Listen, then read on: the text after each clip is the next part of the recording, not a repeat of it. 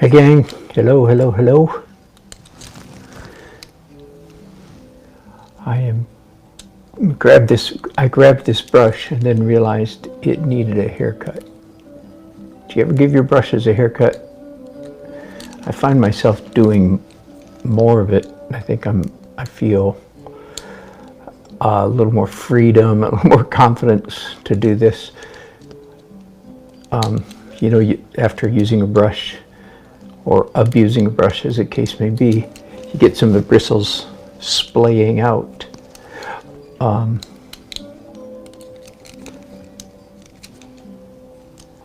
Then it's a good idea. And I usually cut them just like this with a sharp blade right down at the base of the bristles. Seems to work best. By the way, this of course is a real bristle brush as opposed to a synthetic. The synthetic brushes, many of them at least, are really famous for splaying out. Especially if you use like odorless paint thinner or something like paint thinner causes synthetic brushes to it deforms the bristles. The bristles melt, so to speak. Anyway, just thought I'd pass that on. That was a hard lesson I learned many years ago. So I don't use synthetic bristles at all, virtually never. Anyway, all right, well, welcome. My name is Dan. Glad you caught me, Jim. I didn't have a chance to let you know this was happening. I didn't know it was happening until just a few minutes ago. So this is Dan's Art Adventure, number 11, Sara and Joe, Oil on Faces. There, we're all legal and official now.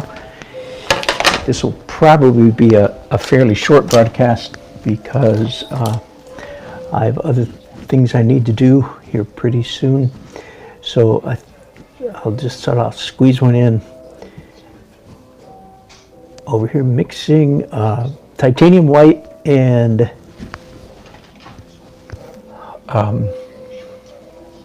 oxide red. Now let's see where. Okay. Let me zoom in so you can see what I've done. There's my properly sized photo reference laminated so that I can put paint on it to compare colors. I'll be doing some of that in this broadcast probably. And it also has X and Y axis, real fine line there. And I did corresponding line up here on my canvas. And I've done a bunch of measurements. In fact, you can see, especially on Joe's head, a number of dots that I did, giving me axes, measurements. And then transferred that to, this is just one of the ways to transfer. Hello, Tiago.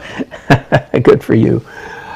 All right, so let's see if I've got a color roughly similar to her forehead. Not quite. Let's lighten that up a little bit. This is going to be very rough oil painting. And just blocking in would really be a fair description. I'm not going to go to great lengths to get all the subtleties of flesh tone and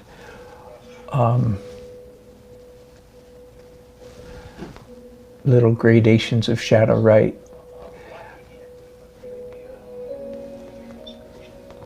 I mean, I'll try not to be too far off, but I know I'm going to come back shortly, well, tomorrow in this case, with much refinements.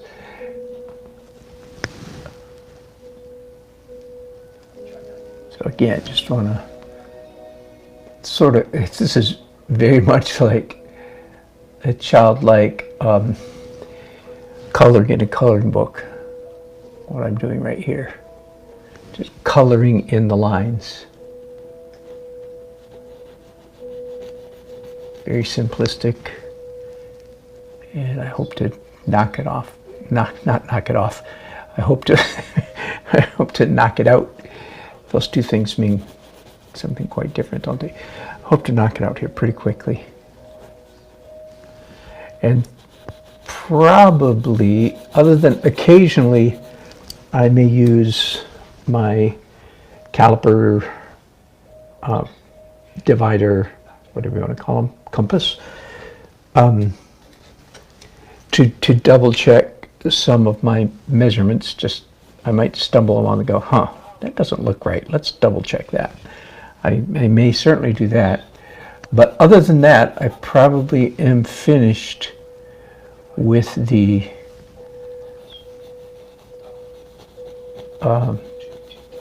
compass divider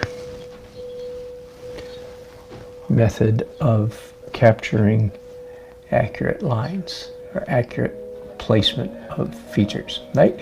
So from now on, let me change to a darker color. Hang on just a second. From now on, I'll be relying on other, let's see how far my color's off. Ooh, that's pretty far off. I better darken that some more. From now on, I'll be using other tips and tricks, other photomechanical tips and tricks to refine my likeness. One of those will be, I'll go ahead and describe it to you while I'm painting. One of the tips, that's still pretty light. Oh, I'm sorry, I was off camera there for a second. Here's what I'm doing. I'm mixing up a color and then putting it on. And if I can see the paint really easily, then that means it's not correct. Does that make sense? Again, buying a laminating machine, I don't, maybe $150. I actually wore out one already, and I'm into my second one. One of the best little, fairly, as art supplies go, pretty inexpensive. There we go. There we go. One of the best. Now you could say, well, couldn't you do the same thing by sliding the print into a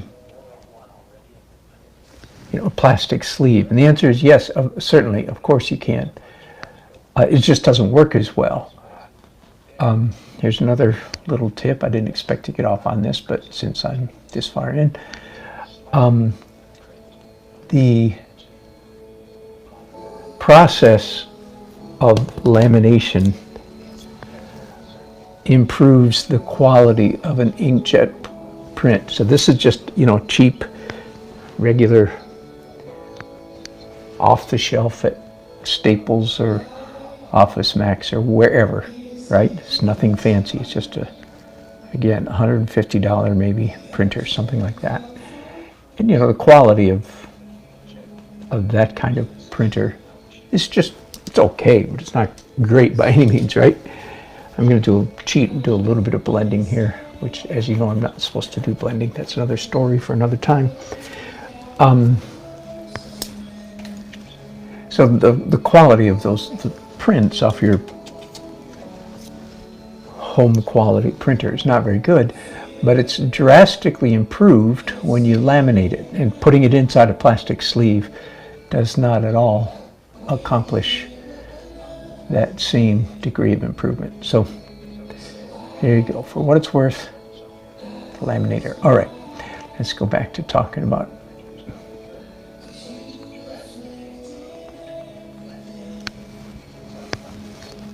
blocking in this painting really quickly.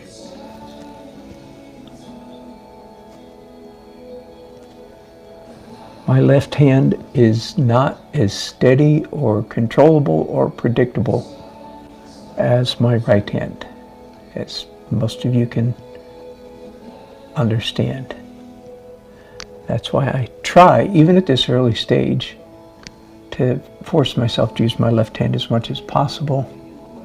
It helps me stay out of hyper control. Now, why would I want to stay out of hyper control when I'm doing a face? It's an inch. Well, just the longer you The longer you can stay out of that zone, frankly, the better.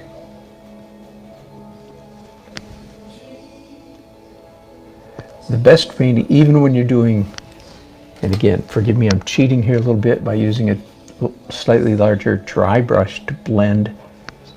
I'm not even going to bother explaining why that's cheating, but this is very much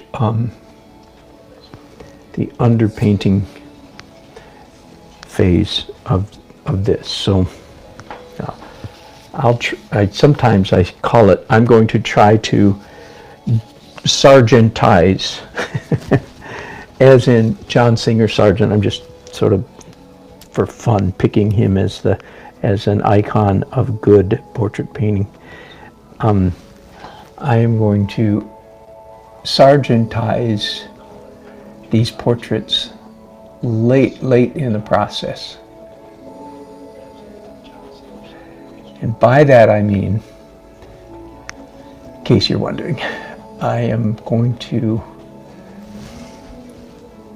in a somewhat arbitrary or artificial manner, I must admit, but I'm going to try to infuse energetic strokes into this painting, into these faces, after I've got them perfectly accurate. Does that make sense? So I'm definitely in tongue painting zone right now, hyper tight, accurate, realistic, what I call tongue painting. You understand that, right, Kenny? Because you go like this. So that's where that silly expression I use comes from. So I'm in tongue painting, but again, I'm using my left hand even to help me stay out of that just a little bit. Back to the sargentizing concept. So I will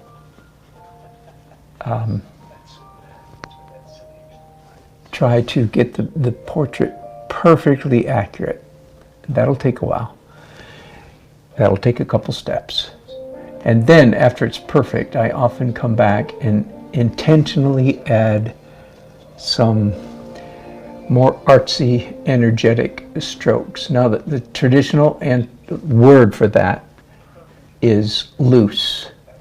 That's the word that most art teachers and professors use. Loose painting, loose brush strokes. And if you've watched me for a long time, you've heard me decry the use of the word loose, because it dawned on me some time ago, in the last couple of years, it dawned on me, it really throws early journey painters for a loop. Because loose, the word loose, sure enough, sounds like inaccurate. It sounds like the teacher is saying, oh, so don't be careful, be loose. And that is very misleading. So I've replaced the term loose with energetic. So we do not want to be inaccurate in our drawing, but we do want to have energetic strokes. While I'm on the subject, this comes up a lot. It came up just recently in one of my critiques that I led last week. A couple of the painters that were featured in that critique, they were doing landscape scenes, good for them, and they had incorporated little figures, a figure or two, into their landscape painting, which I heartily endorse. In fact, I discovered in this past year that I actually, left to my own devices, I don't do enough of that myself. So I've tried to make a correction in my painting style and include more figures and figurative elements.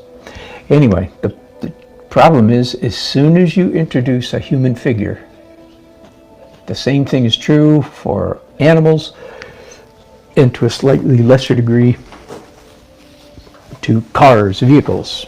anything that human beings are intimately acquainted with. Everybody knows what a human being looks like. They can't draw one, but they know what it looks like. So they know when it's wrong, they know when it's off. So when you, even if it's small, as both of these were that I'm mentioning last week, even if they're small, your figures must be accurate. All right, so that's sort of the antithesis of loose. The word loose would seem to suggest that you can leave little details or figures, things like human beings, half an inch tall or something like that in your painting. You don't have to worry about getting them accurate because it's loose, and that is not true. All right, let's get back to, so I've said now a couple times that I probably won't be doing any more measuring with the dividers, sometimes called a compass, sometimes called calipers. Not technically accurate, but you know what I mean. I probably won't do any more of that. And I don't know exactly which techniques, which tricks, if you will, tricks of the trade. I don't know which ones exactly that I will use, but it's very likely that I will use the next time that I'm trying to get these faces exactly correct. I will use a camera on my phone. Okay, hang on just a second. Let's back up. So as you see, I'm just slapping down pretty quickly. I've got mid-tone. Yeah, let's go ahead to. Let me back up just and explain what I'm thinking about right now. Oh, you guys are chatting up a storm. Uncle, I love it. Just looked at my first portrait 2 years ago. I know the feeling, Uncle. I know the feeling.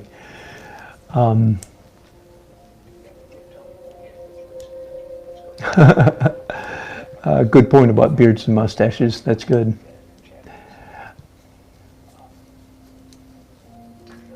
Oh yeah, no, don't worry about her. Yeah, don't worry about details on her face yet. I'm not ready for that yet. You're right. This does need to go up, but I'm not even. All right. What was I going to say? That went out of my mind now when I read all your wonderful chats. Okay, I'll go to how I'm going to correct this. Probably next stage is I take a phone camera. You could use a regular digital camera, but phone cameras are really much better for this. I'm going to take a picture of my painting. Click, face, Joe, Sarah. Click, right?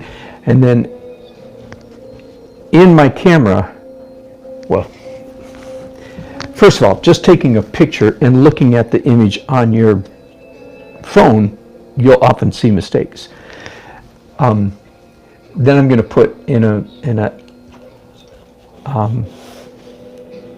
collage app. I'm going to put a picture of my painting and a picture of the photograph right next to each other. And then I'm going to flop them both backwards, mirror image, and that's when I'll really see a lot of mistakes. Okay? And I might do that process of shooting the painting as it proceeds.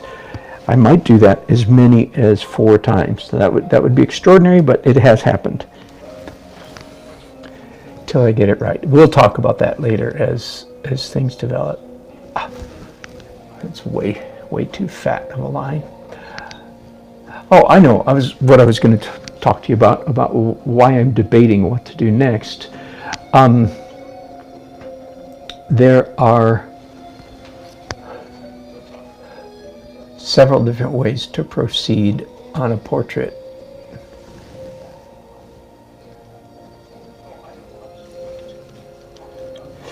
One of the ways that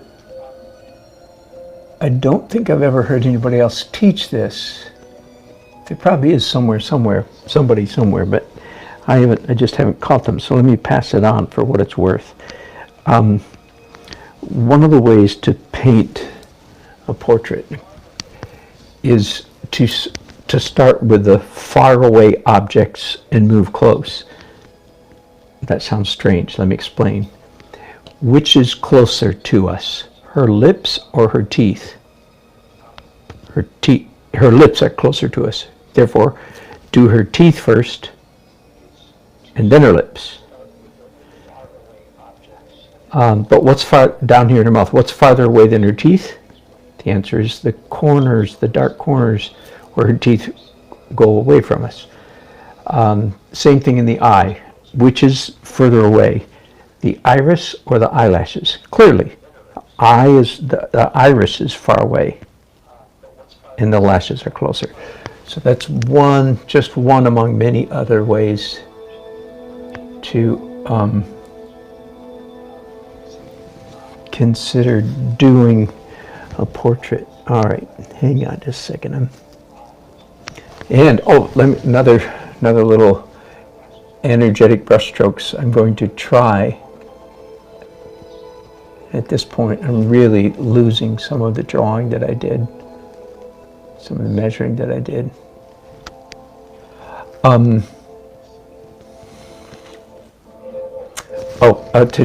To keep from getting too tight too soon,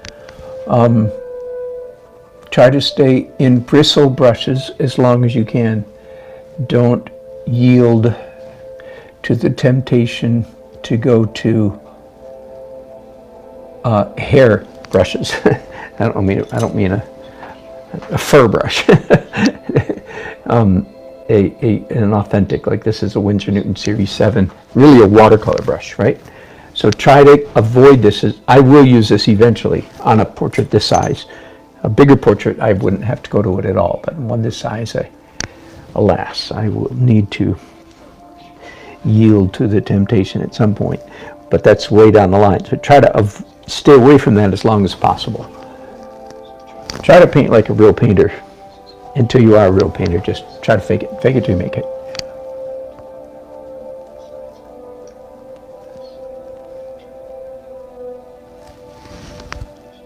My left hand is very shaky today. Too many drugs. Just kidding. Truly, my left shoulder is almost all better, but it's been I've been in physical therapy for several months, and my left shoulder has gotten weak from disuse, so I'm in the process of rebuilding the strength. So my left arm is a little bit more shaky, a little bit more shaky than normal. All right, that's close enough for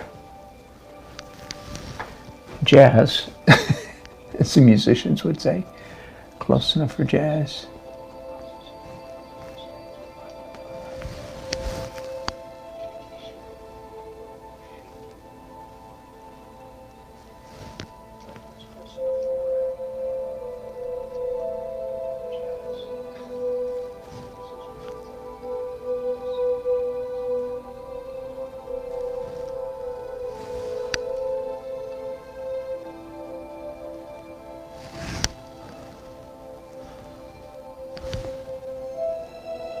Still using my left hand here.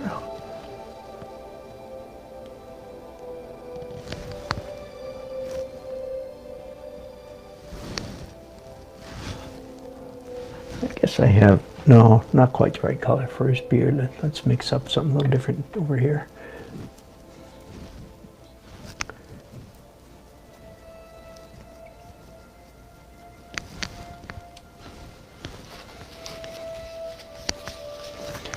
And again, I'm not trying to get color perfect on this layer. Yeah, but that's a bit much. That's a bit extreme. Yeah, okay, that's okay color for the light part of his beard. But again, it would be fair to label what I'm doing right now is blocking in flesh tones. Just get close. I'm not gonna.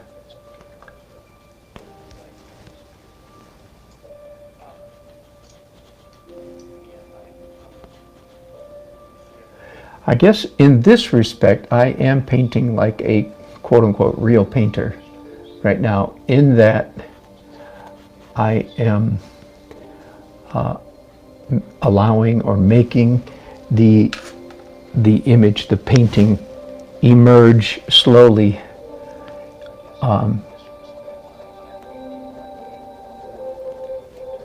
across the whole canvas, as opposed to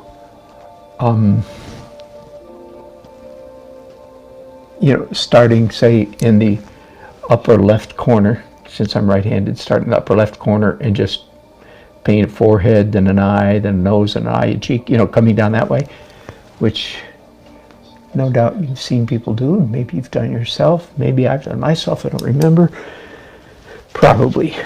And by the way, there are some people who are freakishly good at doing that. It is generally frowned upon but if it works, hey, do it. But it's generally taught by teacher types like myself that that's not a good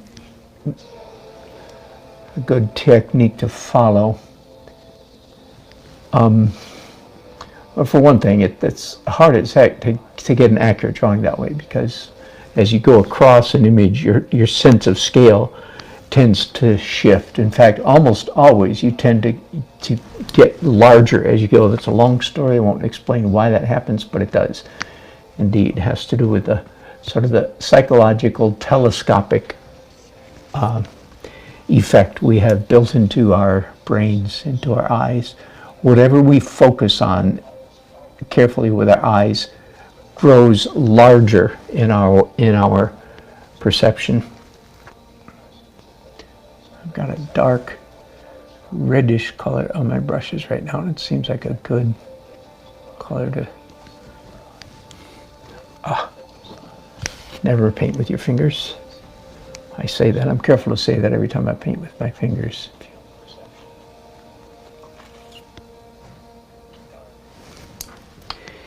I think I won't bother cleaning those brushes. I'm just going to pick up a clean one, because I do want to go back to some lighter highlights. And I don't know if I can just paint with one hand or not.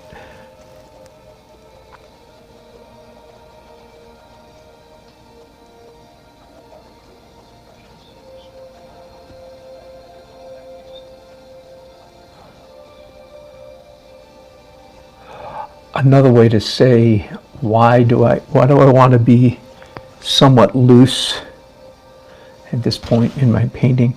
The answer is because when I come back to doing details, and when I do eventually pick up a sable brush and put on an extra pair of thick reading glasses, I will appreciate having a little bit of messiness underneath what I'm working on, and I will actually try to retain some of that messiness when I'm doing the super tight layers on top. I'll try to let some of the messiness show through. And I don't know exactly at this point which messinesses I will find helpful, attractive, useful, so on and so forth. So it's not my job to edit at this point, like, oh, that's a good mark, even though I may think that, but I'm not going to. It's just my job to try to make all of the marks, as much as I can, attractive or interesting marks. Does that make sense? So try to paint well. By that I mean energetic strokes and so on and so forth. Because in the later stages, some of those well-painted strokes will make the cut, will not be eliminated, and they'll continue to show through. And that's going to be better than having tight, accurate, precise marks all the way down, if you will. And of course, I have not even gotten into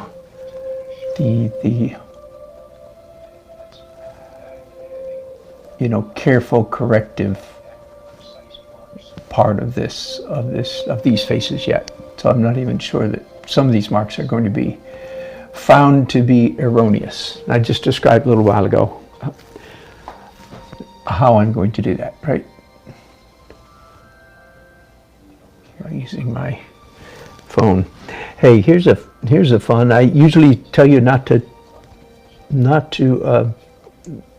take note when I tell you what colors I'm using. I usually say don't write that down because your job as an artist, if you're an artist, is to paint with your eyes, not to paint by somebody else's recipe. Here's an exception to that rule, just for what it's worth. Here's a quickie. I found this surprisingly helpful. Blonde hair is almost always yellow ochre and white, titanium white, or zinc white, whatever. But yellow ochre is the issue. I found that surprisingly accurate and helpful. So that's what I've just done right here. By the same token, so here's again, unusual for me to give you color recipes worth mentioning, worth remembering or writing down.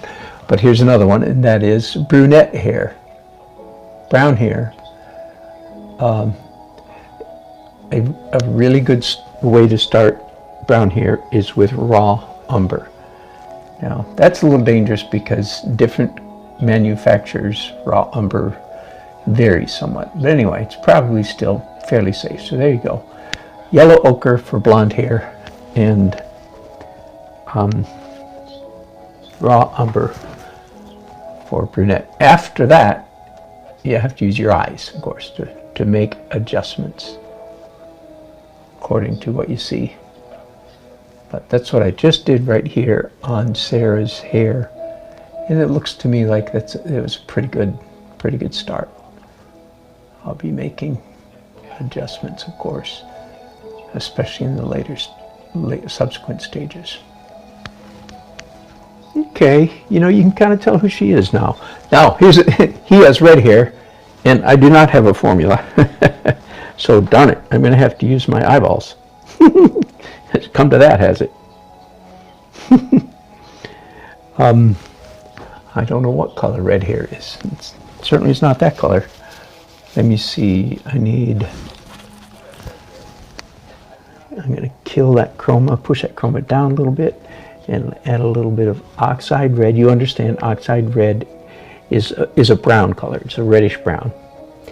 Very close to burnt sienna for those of you who are not familiar with oxide red. Let's test this. Of course, his hair is multiple colors, but I'm aiming for that middle. Yeah, that's pretty close for the mid-tone part of his hair there.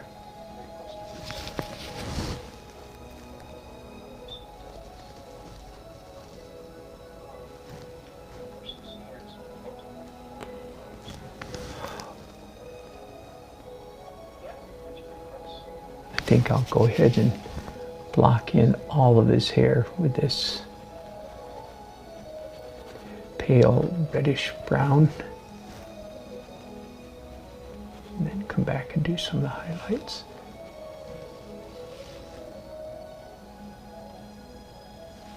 I haven't done any teeth yet, so they are looking a little bit odd at the moment. They'll get some improvement. Now, as you can see, trying to squeeze teeth there. I haven't done their lips either, so I guess that's a good thing.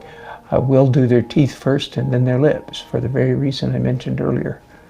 I can do their teeth and then do lips on top of their teeth, very literally. And that'll work out all right. Let's do some bit of dark now in his dark side of his head.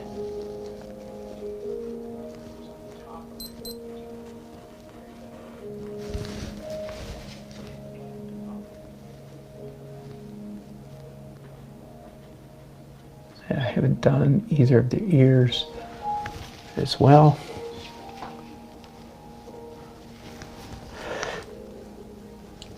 using the same brush, wiping it off with a tissue, then dipping it straight into titanium white for more highlights.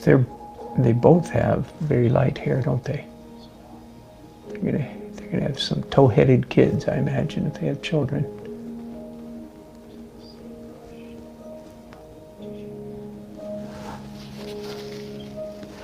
All right, let's aim for some teeth here. Now, I am going to use color matching to try to accomplish these teeth. And even though I'm tempted to use a sable brush to get in there real precisely, at the moment, I'm going to try to resist the temptation to do that. I have a very nice brush that's holding a nice sharp edge. It's as are most of my good brushes, a filbert, long filbert. Yeah, perfect. Let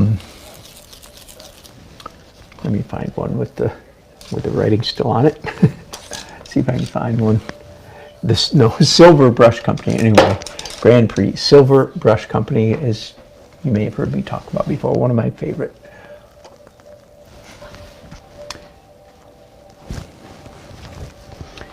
And even though I'm not going to use a sable brush, I am going to put on an extra pair of glasses, making a real fashion statement here. And I think his teeth are just about the same color as hers, so I'm going to use the same paint. Close enough, I may perfect that later. When I am finishing up these portraits, I probably will exaggerate the whiteness of their teeth, just the way you elongate the human figure, just to idealize it somewhat.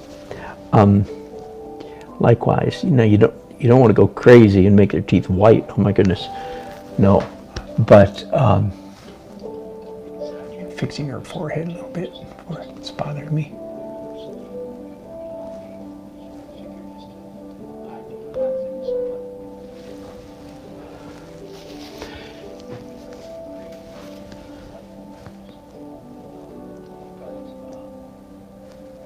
One, I mention often Mark Carter.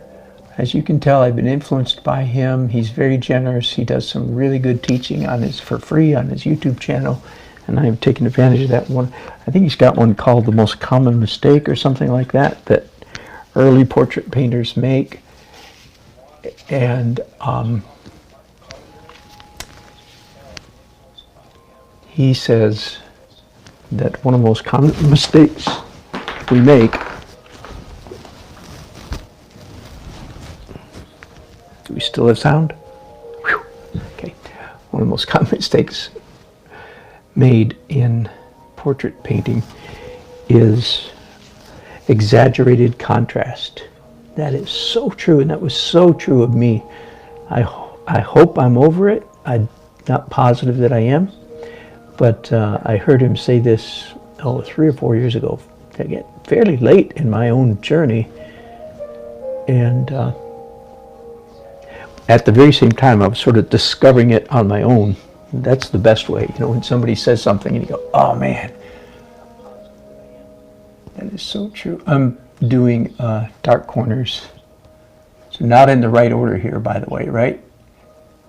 Because I'm painting dark corners on top of teeth color. Do you see how that's backwards? It would be better if I had done the dark corners first, and then come back and do the teeth color on top of that. In fact, I'm going to have to do that on her teeth right there. Does that make sense on a portrait? So you do things that are far away and then move forward. It works much better. Right, back to teeth. Oh, so I was saying I will exaggerate the whiteness of the teeth just a tiny bit. Not so much that someone will say, oh, you made our teeth whiter.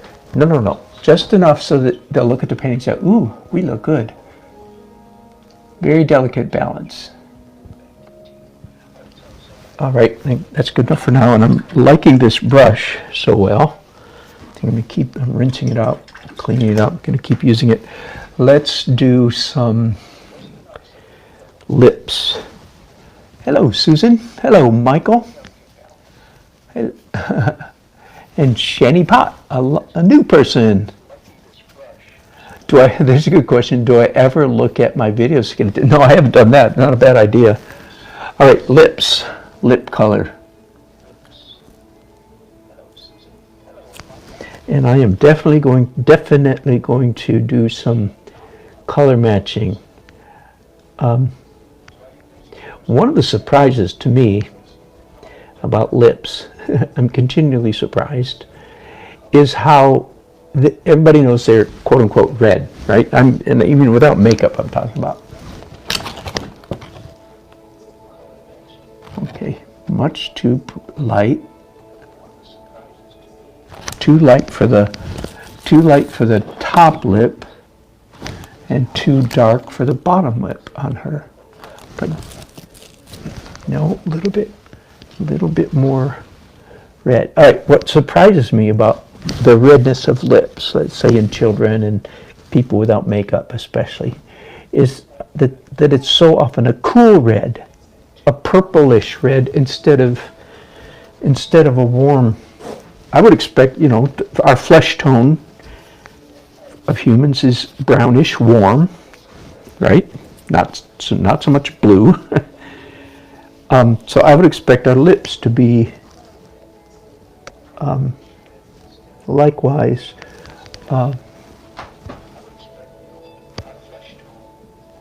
warm. But if I use my eyes, I'm often surprised, like, wow, it's actually a cool, that is to say, purplish blue. I don't know about you, that seems funny to me. Which means I have to be, for me anyway, it means I have to be very careful when I'm painting lips to actually paint what I see, not what I think I see. And that's why I'm being pretty careful right now to get their lip color correct. Right, now that's, I'm just running into issues right now. You can see, well, I don't know if you can see, but I can see why will I graduate to a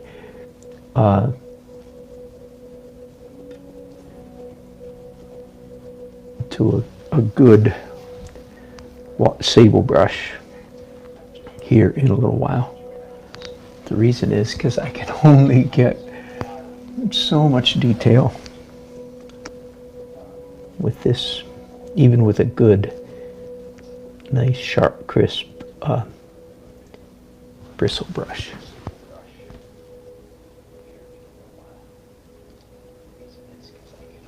Okay, not bad. Huh. I actually have a bit of a likeness going on here. That's encouraging. Hey, let me stay on task and do the light color in his lips. Let's do the light color first. By the way, let me just pick up my palette for those of you who. So after I use a glass palette, and I can scrape it off with a razor when it gets too full. But these are all the pretty much these are all the colors I've used so far. I pre-mixed several things, including the blues, and I used some of the blue to create the color of their teeth.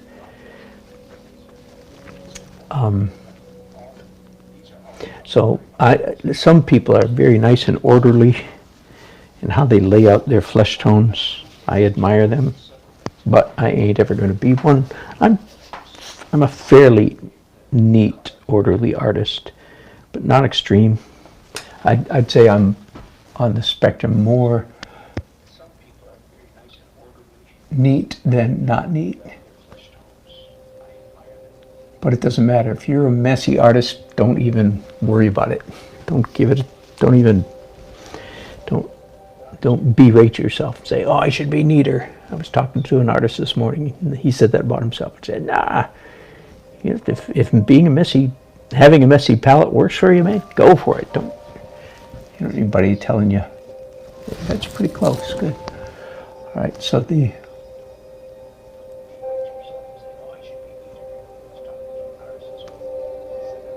once again, what I'm trying to do now with a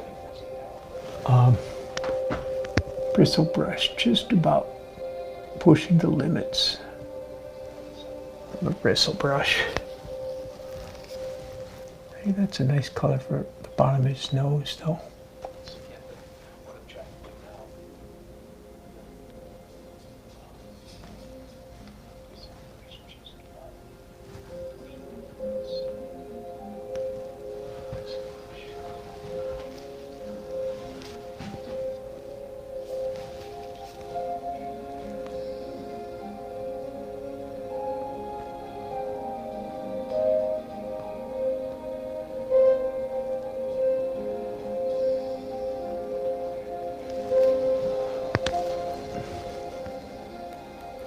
That was a mistake. I tried to sneak some shading into her blonde hair, but my brush had way too much red in it, so that was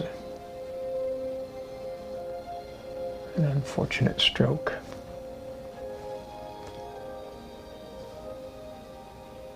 You know, I still haven't I've done virtually nothing with either of their ears. So let me just take a minute real quickly here.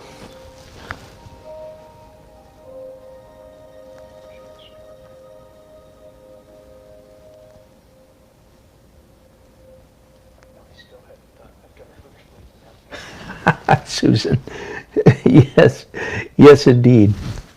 We were with our grandchildren in the mountains this past weekend, celebrating a couple of birthdays, and it's delightful to be with them. And of course, yes, they pick up a guitar and take it out of tune. I had my trumpet sitting on a fireplace mantle. I knew that was dangerous, but anyway, had it there anyway, and the little 5-year-old picked it up, and sure enough, just scraped it along the stone.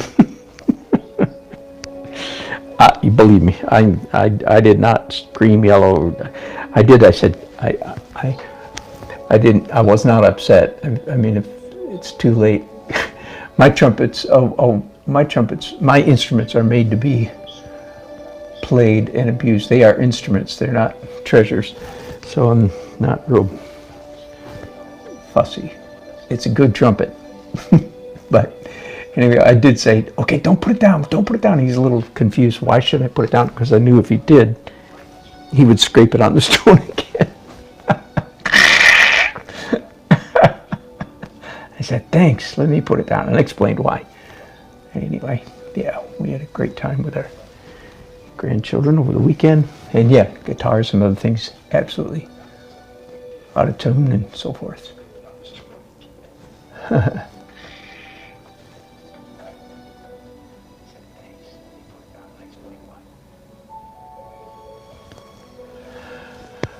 All right, after all this talk, I am going to use a sable brush. Okay? Because I'm going to try to do the whites of their eyes. Now, I know I don't need to tell this to any of you guys, but you all know that with beginner or whatever, when the people are doing eyes, they paint the whites of the eyes white. Oh my goodness. Kind of funny how much you see that. I also put on my very stylish second pair of glasses. It's so nice not to have young adult children in the home anymore. Dad. They can't pick on me anymore.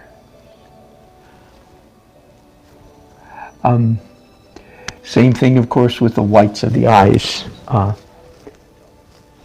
will lighten the whites of their eyes ever so slightly, And of course, a photograph like this doesn't really capture eyes very well anyway. No, forgive me, I know my head's just totally in your way. My head's in my own way. Casting a shadow. That looks terrible.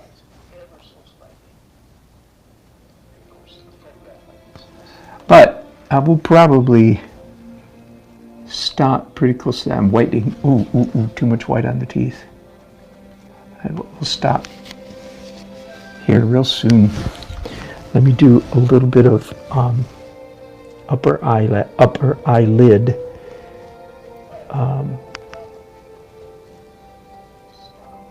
Before I quit for the day.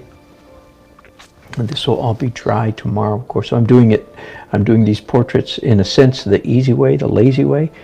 That is not alla prima, but dry in dry, right?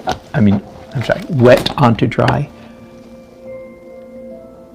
So tomorrow this will all be dry and much easier to manipulate.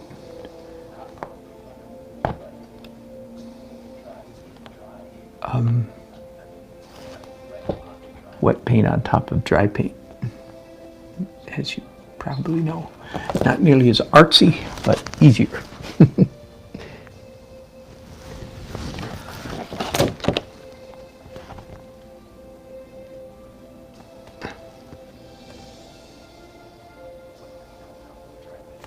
So even right now, my brush is having a hard time laying down any more color on top of what's already there. It's just smearing and not having much effect. You all know the feeling.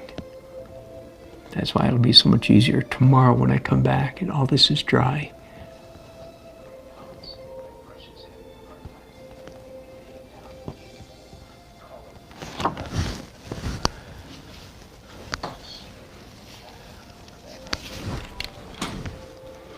Phew, 2 pairs of glasses, that's crazy.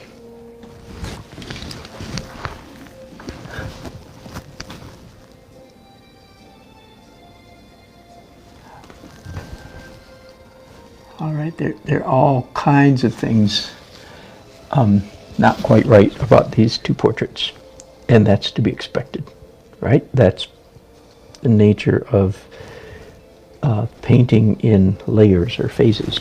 One layer, one phase at a time. They're not perfect, but they're better than they were 45 minutes ago, right?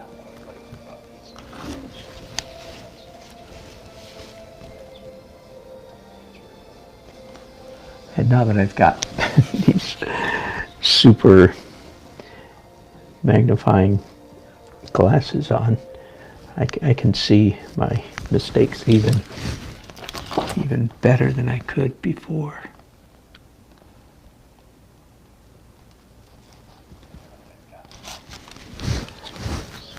All right, that's very rough. And indeed, when I do sometimes do portraits alla prima all at once, and you just have to learn to work with the sloppiness of wet paint. But I don't have to do that right now. I have at least a hint, especially on her, I have a hint of a likeness, close enough for now, and it'll be a little bit easier to work with tomorrow. Let me see what other chats you guys have left that I've missed, and then I'm off to work at the mural, back to the salt mines, as they say.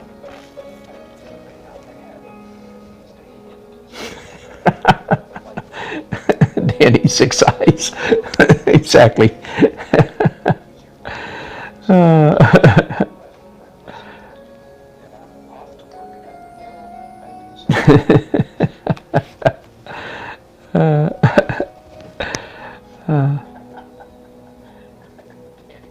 Yes, Susan, you know exactly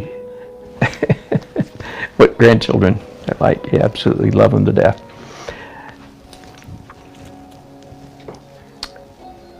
Thanks, gang. Again, I hope to paint again tomorrow. And if I see it coming, I'll give you advance warning, Jim. The rest of you, stay tuned. Thanks for watching. Thanks for your chat.